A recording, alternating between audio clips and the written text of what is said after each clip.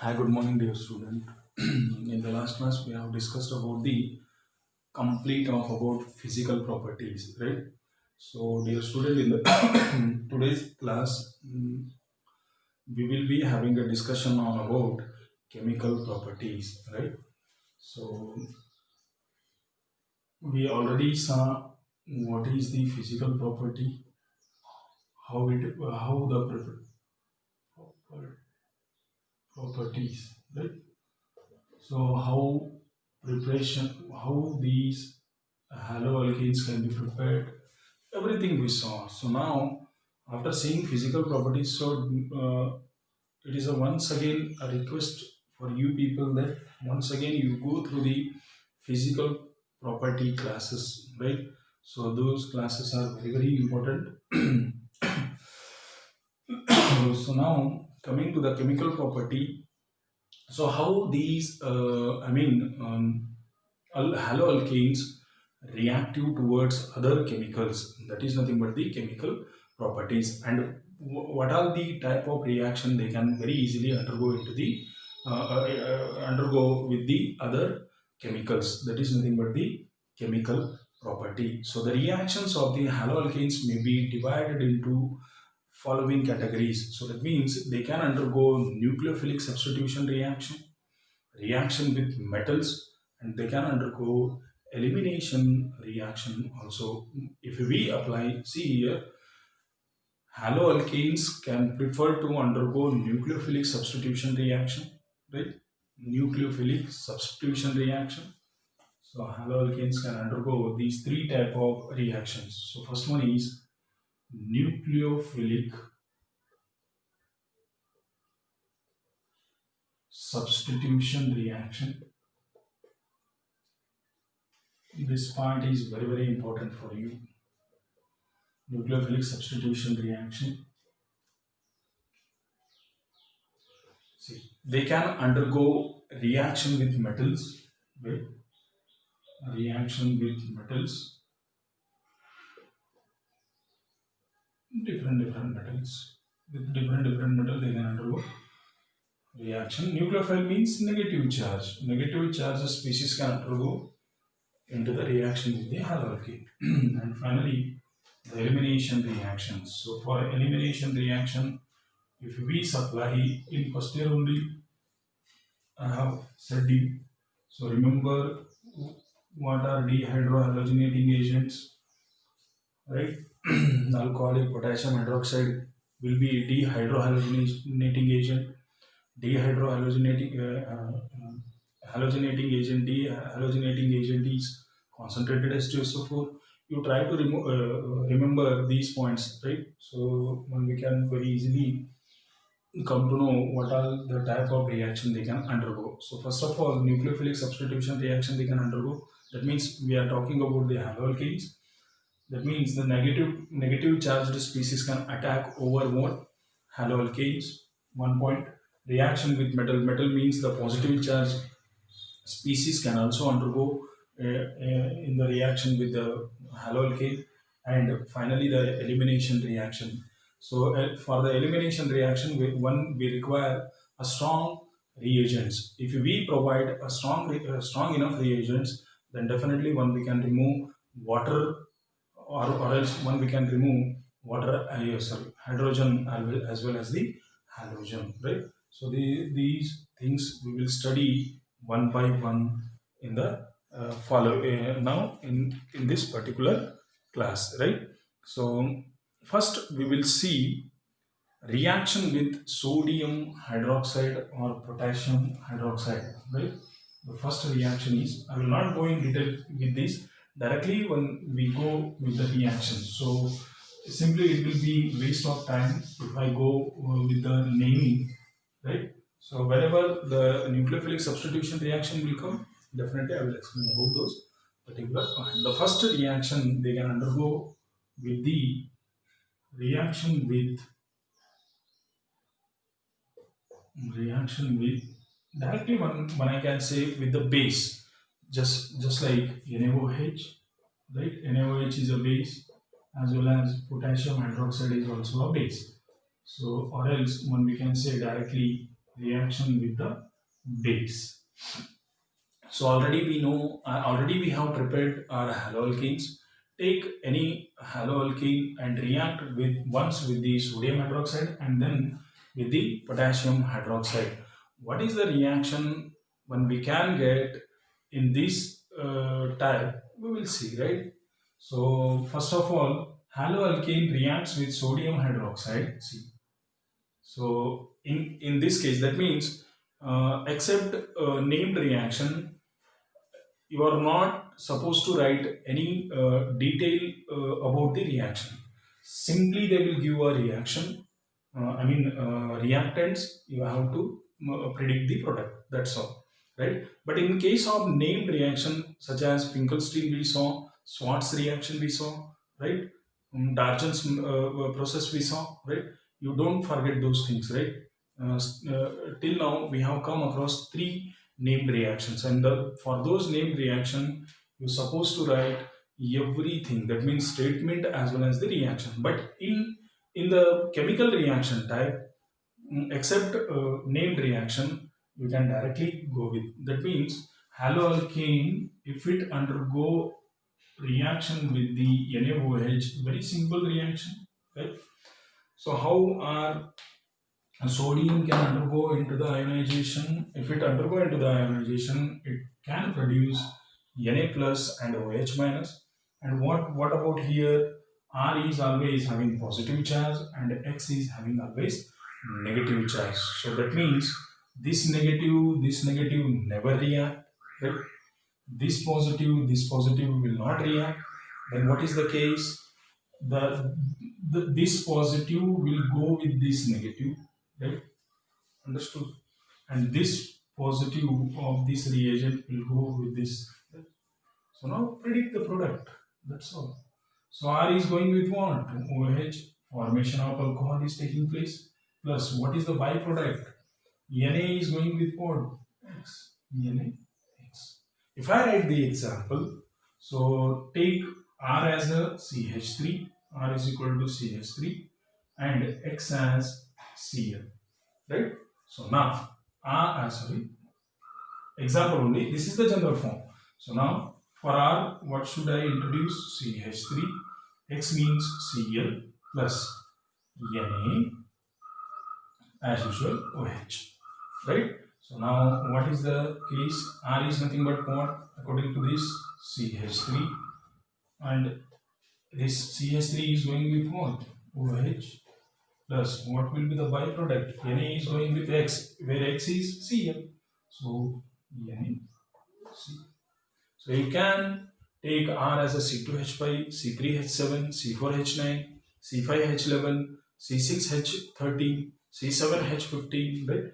Like this you can take, and you can take X as a Br, I, fluorine, right? So you can take. So this is with the NaOH. Coming to the KOH, these are very simple reactions. So if I react this Rx with KOH, then again the formation of alcohol takes place, right? So here K is positively charged species and OH is negative. This is negative and this is positive. Now alternately we join these ROH plus what is left? KX. Right? So take R as a CH3 or C2H5. Now in this case you take C2H5 and X as Br. So now R is C2H5, C2H5X plus, sorry, not X, X is nothing but what? Br. And now KOH. According to this, R is nothing but C2H5 and C, there is a OH, alcohol, ethanol plus K is going with Br, that means potassium bromide we will get. So these are the two very simple reactions, right? So just go with this, right? Now, reaction with, so this reaction is very, very important. Second reaction. So many times this reaction has asked in your examination. right? Comparing to first reaction, this reaction is very very important for 1 marks. Sometime here and there you will be having this type of reaction with KCN and AgCN. Remember this is very very important. So wherever there will be a twist in the thing, that question will be asked in our examination. That is for sure, right? So remember this point. Reaction with KCN or AgCN. So first we will see with the KCN. So Rx, that means haloalkane, reacts with KCN, potassium cyanide. Then the formation of C, cyanide is negative, this is positive, already you know positive and negative. So now alternately you make a bond. R will go with what? Cyanide. RCN plus, right? KX. You can have an example, right? I will give just general form. You can take R as a CS3C2H5, whatever you can take, right? If you want to make more practice, then you can take R as for the first case R as a CS3, next case R as a C2H5, third case C3H6, C3, right? So you can go like this, right? So now next is Rx. That means Rx will react with silver cyanide, right? And form, this is negative again, this is positive, negative and positive. So now this will go with what? CN. RNC, very important. And then AgX. So this is the most important twist over here, right? So here also there is a CN, here also there is a CN. But in case of potassium cyanide, it is forming a cyanide only. But in case of silver cyanide, it is forming a isocyanide, right? Isocyanide one we can say, right? So why? Because you can say this as an isocyanide, right? Isocyanide. See, this point is very important here, student. Isocyanide. That means here, what is the reason why this type of product we are getting? Here also we took a cyanide, potassium cyanide, and here also we took a cyanide that is in the form of silver cyanide.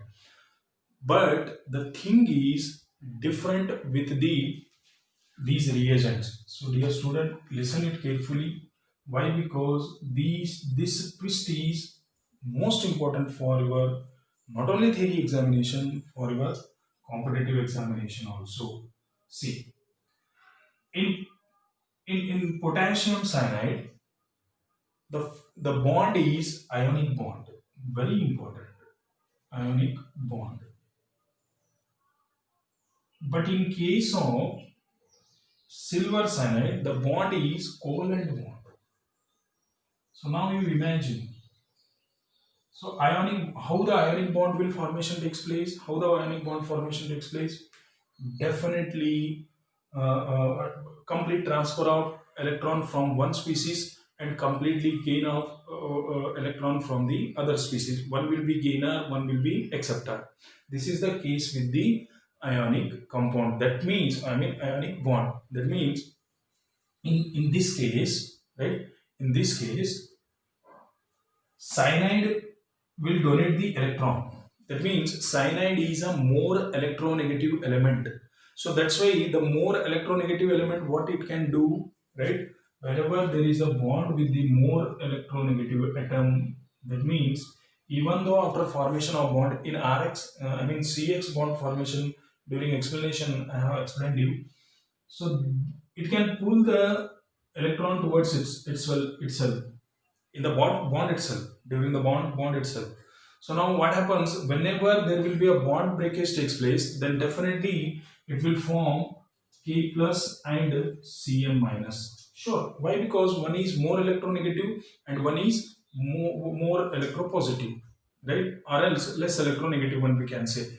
So that's why one will get very easily positive charge and one will get very easily negative charge. So that's why in potassium cyanide, cyanide breakage is taking place. So that's why definitely formation of this product takes place. Understood?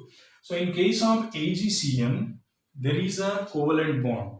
Because of covalent bond means mutual sharing. There is no gainer acceptor. Both are what they are doing. They are sharing equal, mutual sharing. Mutual sharing of bond. Wherever there is a mutual sharing, what type of bond formation takes place? Covalent bond. That means here the electronegativity is not playing a major role, right? Remember my words. It is not playing in this particular case. Electronegativity is not playing a major role. Why? Because see, in cyanide, right? Carbon and nitrogens both are donating groups, one I can say. But imagine carbon is always carries partially positive charge, and Ag is what? Ag is also carries positive charge. We already know. But mutual sharing, see, positive charge will donate the charge, will donate the electron. No, while bond breaking, understood? Just to remove this, while bond breaking from the AgCN, right? So while bond breaking from the AgCN, this bond AgCN, what happens? There are two elements over here in cyanide, carbon as well as the nitrogen. Among these two, which one is more electronegative? Nitrogen is more electronegative. That means whenever the bond breakage takes place, because of this only covalent bond, don't forget. This is the reason. If you give, because in potassium cyanide there is ionic bonding, and in potassium silver cyanide there is a covalent bonding. So that's why the formation of isocyanide takes place. That's all. Your answer will be. I am going in detail. That's it. So now, while bond breaking, one should be act as a more electronegative. Understood? Right? So now the electron, in this case, in cyanide form, both are mutually sharing the electrons. But when, if it changes its geometry like this, now AgNC, now Ag carries positive charge and this carries negative, partial negative charge. That means now it is more electronegative, and more electronegative will take the electron towards itself, and now breakage will be like this in case of silver NC. So that's why isocyanide formation takes place. Just because in before they are mutually sharing because of carbon. Carbon is also having a partially positive charge, and Ag is also having a positive charge. Already know why, because silver is a metal. So now in this case, bond breakage is very difficult. Why? Because if they are having a similar electronegativity, then it is very difficult to remove the electrons. So I mean bond, remove or break the bond. So that's why what happens, they change their geometry, and one will become more electronegative and one will become less electronegative. Thus, if it is the case, then definitely what happens, remove or breaking will be very easy, but it will be in the form of isocyanide, right? So dear student, this is all about today's class. In the next class, we will see some more examples of chemical property, right?